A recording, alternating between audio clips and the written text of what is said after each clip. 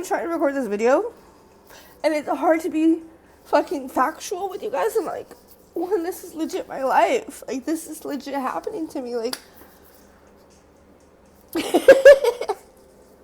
my family calls it talking shit and, like, putting them under the bus and exposing them. The only thing I'm fucking exposing is the reality of what I live. This is my fucking life, and this is what you guys did to it, or, like, what you do to me. Like, it's not okay. I am in an abusive family. Like, my family is abusive, okay? And whether they want to believe it or not, I don't give a fuck anymore. Like, what happened today is proof of the reality I live in. And it's a constant reminder of the shit that is happening and that it's not okay.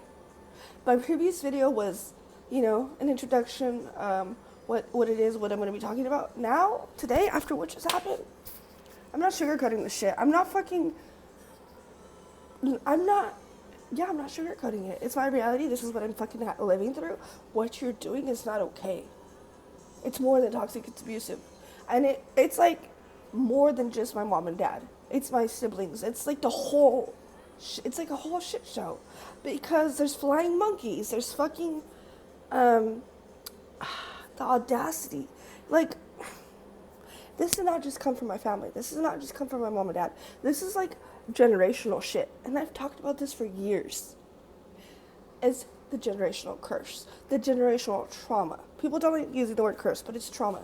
Basically, my parents were taught by their parents how to act and how to behave and what they know and right and wrong, right? Well, anyway, I'm assuming my grandparents did on, I don't know what side, but both sides, the way they treated my parents realized and learned that's normal, that's acceptable. And they continued the pattern and through the generations and generations till it came to fucking me. Till I fucking lived it. Till I'm here to talk about it. Because I'm not going to be hushed. I'm not going to be silenced. I'm not going to be, intimidated by my own family to stay quiet. If you don't want to invite me to Thanksgiving because I make you uncomfortable for speaking my truth, then be it. I'd rather be in peace than fucking lie and be the target of harassment. Because that's what I am. And you know what I'm talking about. You all know what I'm talking about. It's fucking, it's like, dude, I'm getting angry. Like, the hurt and the grief is turning to anger, and I'm so happy because that anger is going to fuel me to continue my journey and my way out of here, you know? That being said, I don't even know where to start with this.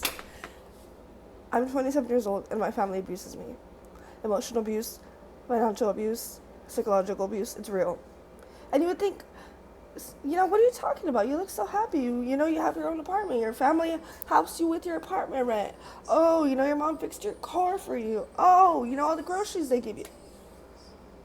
Yes, I understand that. But does that even out? Does that make it acceptable to be treated and talked to and whatever it is that they're doing? No. Okay? No. That being said, I previously talked on my first video how I was a child taking medication. Yes, if you haven't seen that video, go check it out. It's the first video to this series. But basically, yes, I have an alcoholic father, still alcoholic. It is what it is. And I'm not a doctor. I can't diagnose. But my mom has narcissistic traits. I can't flat out call her a narcissist. But it's like, if it walks like a duck, talks like a duck. So that being said, it's one thing to blame my parents, and I'm not doing that, but it's another thing for them to realize they're not taking accountability. They need to take accountability for their actions. I'm literally an adult. I'm 27 years old. I'm literally 3 years from 30. And they're treating me like I'm fucking 13, 14. And that is probably why I have a teeter-totter moment, because I can't think for myself. I can't be an adult because certain things I do. Oh, you have to pay your bills. Oh, you have to wash your dishes. Oh, you have to put gas in your car. But you know what? You can't do this. You can't do that. Or I'm telling you, it's kind of like, it's a teeter-totter. You treat me like an adult when you want me to be an adult. But you treat me and disrespect me like a child when you want me to be, below you. It's like legit real. It happens. That's what I want you guys to realize. Just because someone does something good for you, family or not, just because they buy you this phone does not give them the right or the fucking, to treat you, to gaslight you, to manipulate you, to be passive aggressive with you, no matter who they are. And that's what I'm realizing. Like, at the end of the day, this is a fucking quote that says, better alone than with bad company. Mejor sola que mal acompañada. And I say it and I believe it now because I'd rather be alone in my own sanctuary, in my own peace, than have fear of what is going to be said or what's going to happen.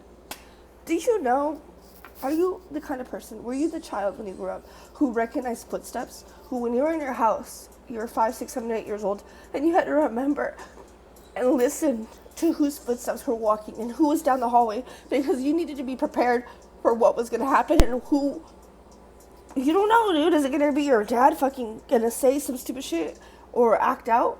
Or is it your mom going to be saying how, you're not enough? That's what I'm trying to tell you, dude. Like, this is my reality and I'm tired. Like, so let me begin with the last 2 weeks.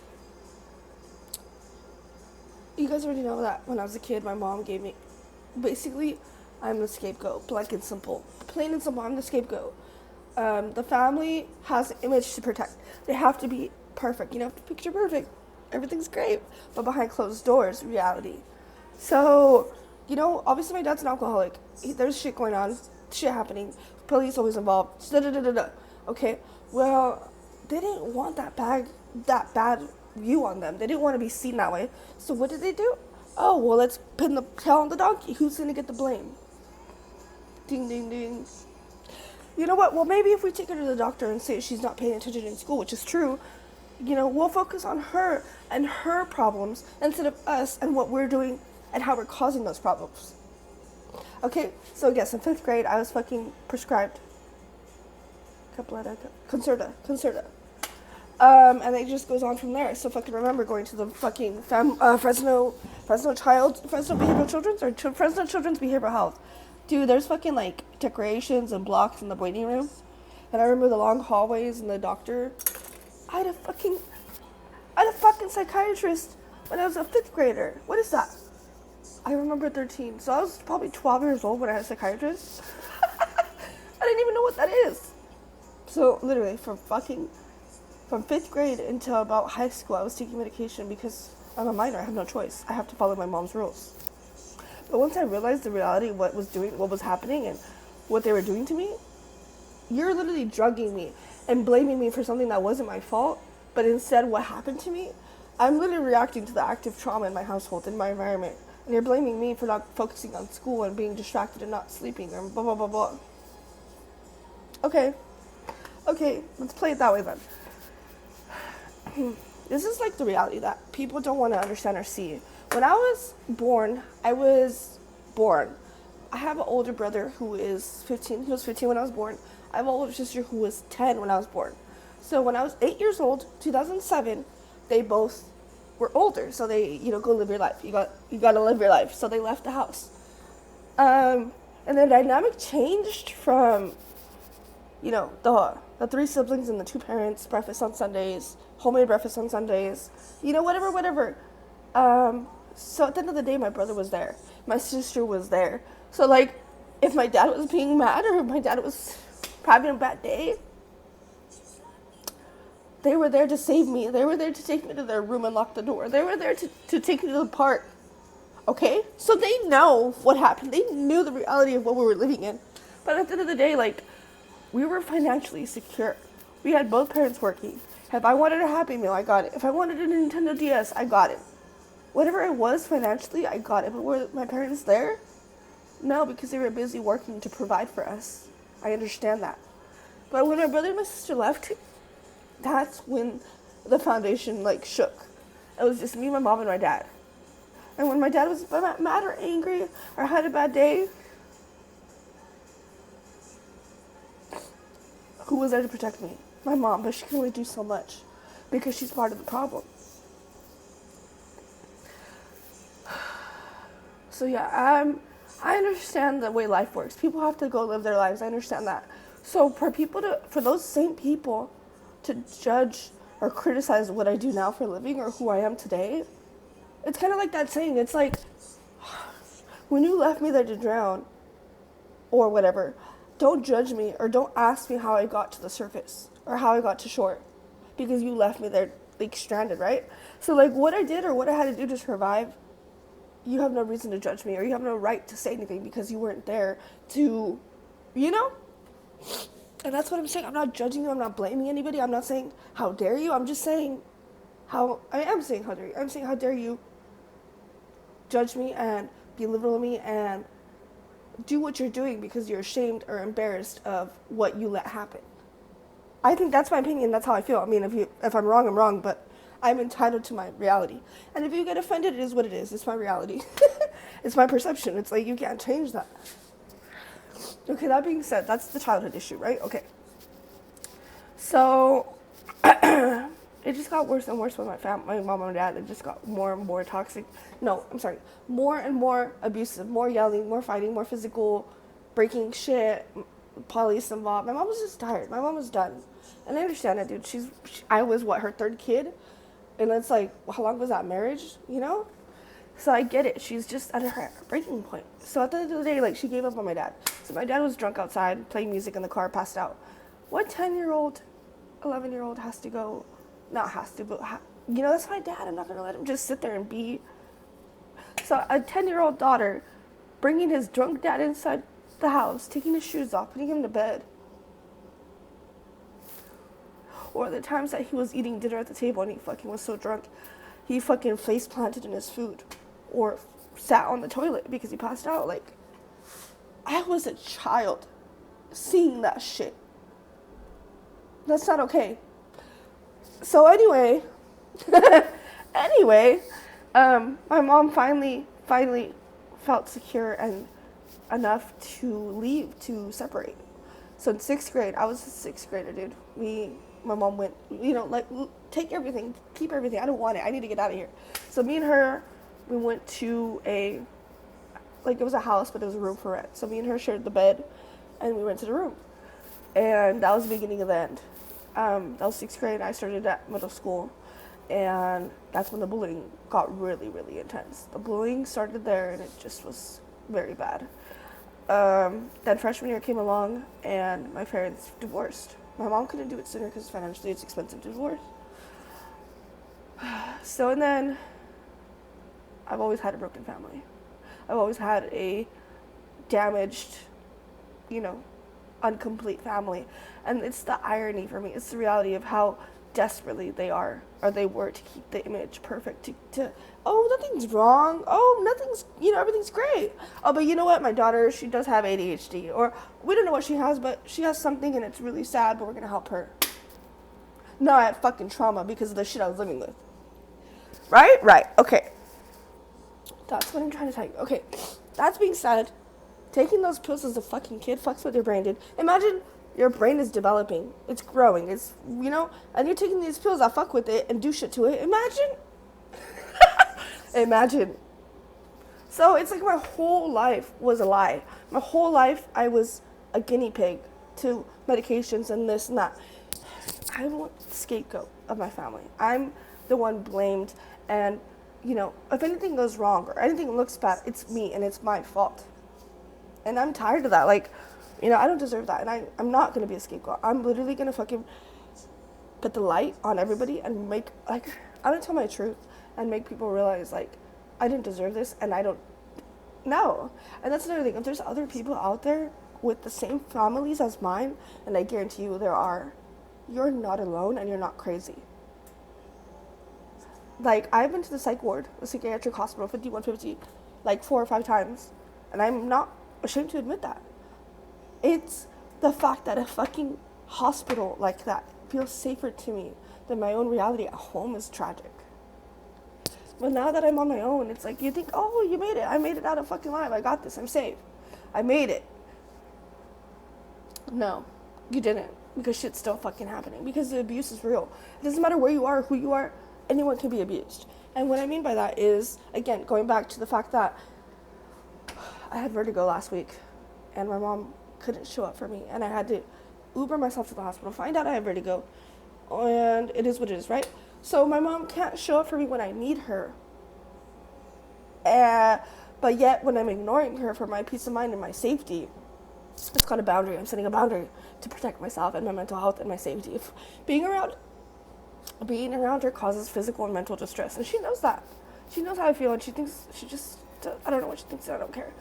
But my point is, again, today, that's what I'm trying to tell you, it's fucking abusive. And so my mom texted me. So on Saturday, we all know my car broke down. So on Saturday, I was asking her to please take me to get groceries. I have no way to get there. So she's like, well, we'll go tomorrow after church, which is Sunday. So again, I need something now. I need to feed myself. I need to survive, right? And she's making it about her. Well, what works for her, what she wants to do. And it's kind of like, say we wait till Sunday. What if something comes up and you can't go? It's happened before. So that was frustrating. So I just was like, please, I don't even want to be in the car with you. Being in the car, you always have something to say. You always have something to ridicule me or belittle me. I don't want to be around you. I want to avoid that as much as possible, right? It's sad because I want to love you and you're my mom, but you cause me distress. So I basically asked her nicely, can I please borrow the money? And she was kind of, until finally she was like, well, if you want to ask for it, and I'll give it to you. So I want it, so I asked her for it, okay? So I got the $100. Okay. And then on Monday, she sent me a screenshot, and she's like, what is this? She was asking a question. She was trying to get me to engage to ask a question because she knows she kind of left things rocky. No answer. I didn't answer. What is there to say?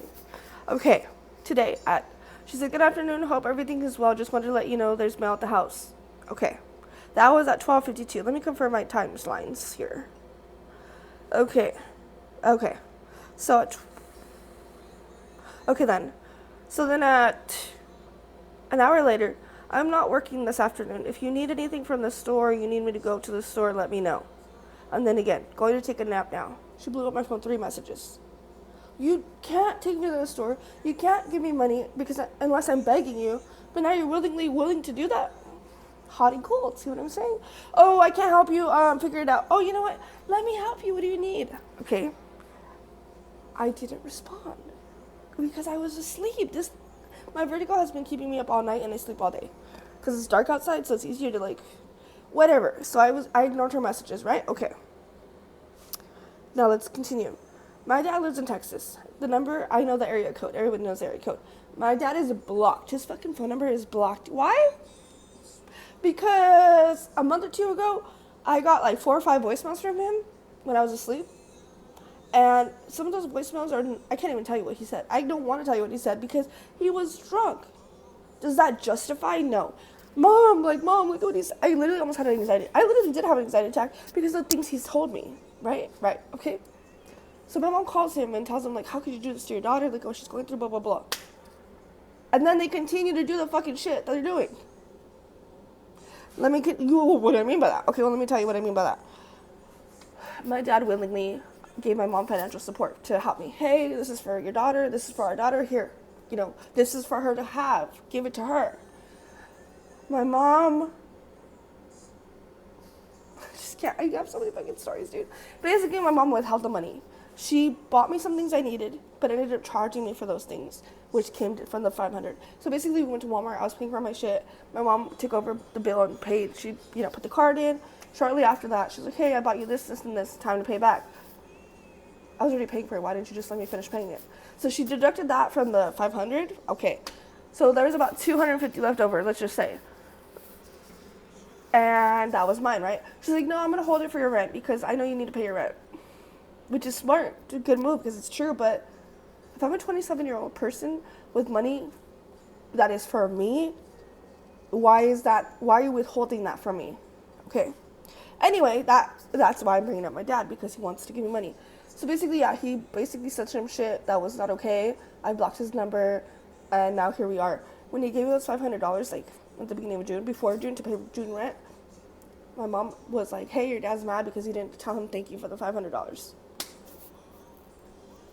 You're forcing me, or wanting to make me feel guilty for not acknowledging the fact that my dad is trying to pay for what he'd said. Hey, I disrespected you and I said some pretty mean shit, but here's $500. Kiss ass. That's basically how I see it. So again, let's go back to today. My reality, right? Today, I got a call from the same area code. My dad's number is blocked, so I didn't. Same area code, so I was like, it's either him or someone in the family, right? It's a fucking voicemail. But long story short, he said, Samantha, call me back. So I miss you. I want to give you a little bit of money, but I don't know where to send it to. If I send it to your mom, she's not gonna give it to you. Call me. That's fucking embarrassing, dude. Like, you're literally admitting to the abuse that I'm living. Like, you're acknowledging the abuse, but you're continuing the cycle. Like, hey, I want to give you money, call me. But it's like my parents, they like talk shit to each other, like talk shit about each other, but then they help each other, like they work together to. So again, my mom texted me 3 times, I did not answer. Who calls me? My dad on a fucking random ass number, okay? Saying, call me, I have money for you. Then, that was at 6:30. At 6:37 today, my mom called me, because I didn't respond to the messages, right? She said, are you going to answer my message? I told you. I just said I have some mail and it looks like it's important. That's why I'm fucking telling you guys. You think it... it's... Not everything is that as it seems. What happened to, I'll go to the store for you. I'll help you. Are you going to answer my messages? I didn't know I had to. I didn't realize that me surviving my vertigo is less important than being attended to. Okay, so that was at 6:37. Let me check my security camera. By the way, I actually show you guys my Gemini combo. I already know what's gonna happen, and I fucking got it right on the nail. I ignored my mom. I ignored my dad. I ignored both of them. Guess what? My mom showed up at my door. My mom showed up at my apartment because I did not answer them. You can't come to me when I'm having a medical emergency because you're tired. But yet when I ignore you, you're fueled enough to drive across 5 minutes away to come see me for 1 minute. You believe it or believe it not?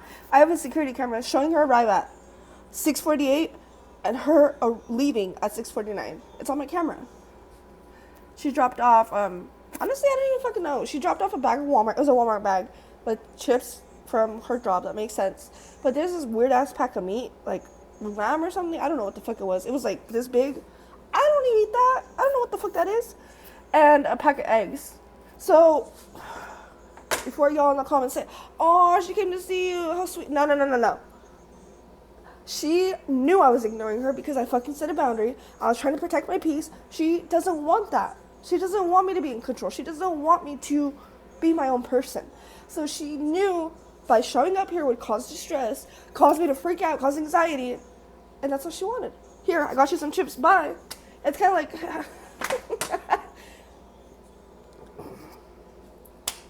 I hope that makes sense. At the end of the day, I don't give a fuck if it doesn't make sense. I'm just tired of this shit. Like, you guys made me the way I am, and you're adding to it. Like, your body keeps the score. When you're traumatized or you're going through shit in life and you're just adrenaline pumping, cortisol, your body will fucking pay the price later. And that's what I'm going through. Like, I didn't believe it, but I guess vertigo is part of, like, it can be caused by trauma. There's so much shit that I have caused by blah, blah, blah. So at the end of the day, it's like, you guys think, I keep reiterating because I know that there's going to be retaliation for this video. You guys are going to keep saying I'm talking shit, but it's my reality and how you treat me. If you don't like what I'm saying, then do something about it. Change your ways or treat me better. But again, just because you give me money or support me one day does not give you the right or the freedom to disrespect me or hurt me mentally, emotionally, physically, financially. It doesn't make it okay. It doesn't. And that's what I'm realizing now. I don't deserve what you guys put me through.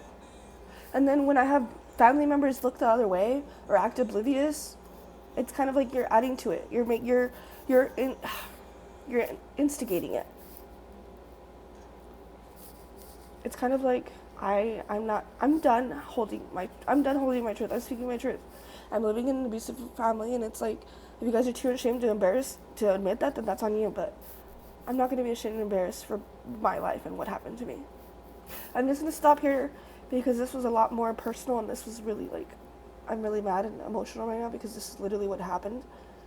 But I'm trying to give you guys examples and proof of my reality that this is real and this shit happens. So, let's get ready for the retaliation because it's gonna fucking come. I already know. But at the end of the day, it is what it is. If you guys watch this video, please comment down below. Give it a like if you relate or you found it interesting. And I'm most likely gonna keep talking about it because this is not a 1 or 2 time thing. This is my fucking life and what I went through. Thanks for watching. Talk to you guys later.